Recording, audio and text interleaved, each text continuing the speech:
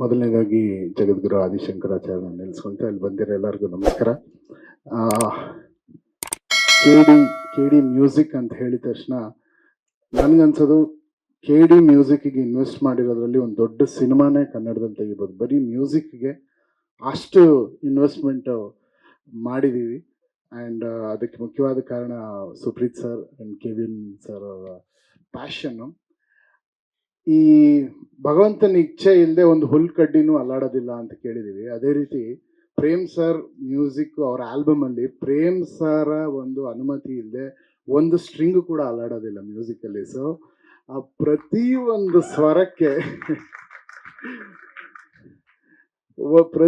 ಸ್ವರಕ್ಕೆ ಅಥವಾ ನೀವು ಏನೇನು ಸೌಂಡ್ ಕೇಳ್ತಾ ಇದ್ದೀರ ಪ್ರತಿಯೊಂದು ವಿಷಯಕ್ಕೂ ಅವರೊಬ್ಬರೇ ಓನರು. ಅವರಿಂದನೇ ಅದು ಸಾಧ್ಯ ಆಗಿರೋದು. ನಾನು ಅವರು ಏನೇನು ಹೇಳಿದ್ದಾರೆ ಆ ಹಾದಿನಲ್ಲಿ ನಡೆದಿದ್ದೀನಿ ಅಷ್ಟೇ. ಯಾಕಂದರೆ ಕಂಪೋಸಿಂಗಿಂದ ಹಿಡಿದು ಅವರ ಸಿನಿಮಾದಲ್ಲಿ ಟ್ರ್ಯಾಕ್ ಸಿಂಗರು ಕೂಡ ಅವರೇನೆ. ಕೀಬೋರ್ಡ್ ಒಂದು ನಾನು ನುಡಿಸ್ತಾ ಇದ್ದೀನಿ, ಅದು ಬಿಟ್ಟರೆ ಅದು ಅವರೇ ನುಡಿಸ್ಬಿಡ್ತಾರೆ. ಅದಕ್ಕೆ ಸರ್ ಅದನ್ನು ಮಾತ್ರ ಕಲ್ತ್ಕೊಬೇಡಿ ಸರ್ ಅಂತ ಬಿಟ್ಟು.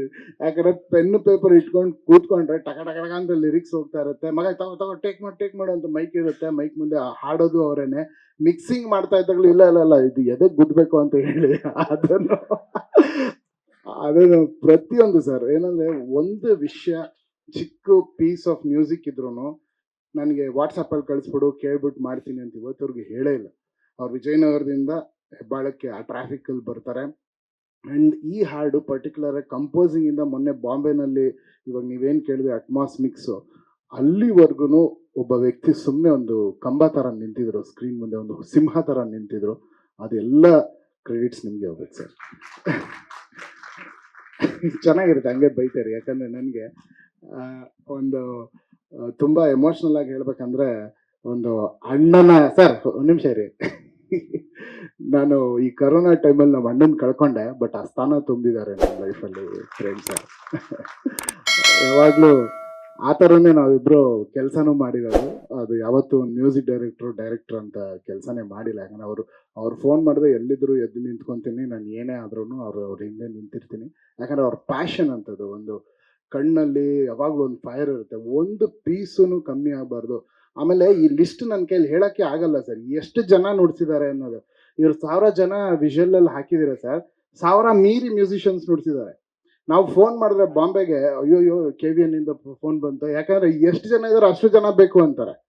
ಈಗ ರಿದಮ್ ಮಿಕ್ಸಿಂಗ್ ಅಂತ ಹೇಳಿದ್ರೆ ಬಾಂಬೆನಲ್ಲಿ ಎಷ್ಟು ಜನ ಇದ್ದಾರೆ ಸರ್, ಬೆಸ್ಟ್ ಅಂದರೆ ಒಂದು 80 ಜನ ಇರ್ಬೋದು. ಅಂದರೆ ಆ 80 ಜನರನ್ನು ಕರೀರಿ ಅಂತಾರೆ.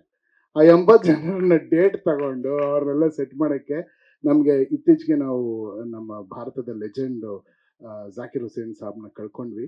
ಅವರ ಬ್ರದರ್ ತೌಫಿಕ್ ಖುರೇಶಿ ಅವರು ಫುಲ್ ರಿದಮ್ ಸೆಕ್ಷನ್ನ ನಮಗೋಸ್ಕರ ಅರೇಂಜ್ ಮಾಡಿದ್ದು. ಅವ್ರು ಬಂದಾಗಲೇ ನಮ್ಮ YRF ಸ್ಟುಡಿಯೋ ಫುಲ್ ತುಂಬೋದು. 100-120 ಜನ ಯಾವಾಗಲೂ ಇರೋರು. And India's best sound engineer Eric Pillai ಅವರು ಕೆಲಸ ಮಾಡಿರೋದು. ಸೊ KDನಲ್ಲಿ ಏನೇ ಮುಟ್ಟಿದ್ರು ದಿ ಬೆಸ್ಟ್. ಈಗ ನೆಕ್ಸ್ಟ್ ಸಾಂಗಿಗೂ ಅಷ್ಟೇ ಯಾರ ಕೈಗೆ ಸಿಗಲ್ಲ ಅವ್ರನ್ನೇ ಕೇಳ್ತಾರೆ ಸರ್. ಅವ್ರು ಹೇಳಿದ ತಕ್ಷಣ ಸರ್ ಇವ್ರು ಸಿಗಲ್ಲ ಸರ್, ಹೌದಾ ಹಂಗಂದ್ರೆ ಅವರೇ ಬೇಕು ಸಾರಿ.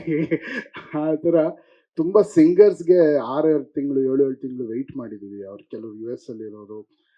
ಇನ್ನೂ ಬಹಳಷ್ಟು ವಿಷಯಗಳಿದೆ, ಸಿಂಗರ್ಸ್ ಹೆಸರೆಲ್ಲ ಹೇಳ್ತಾ ಹೋಗ್ತೀವಿ.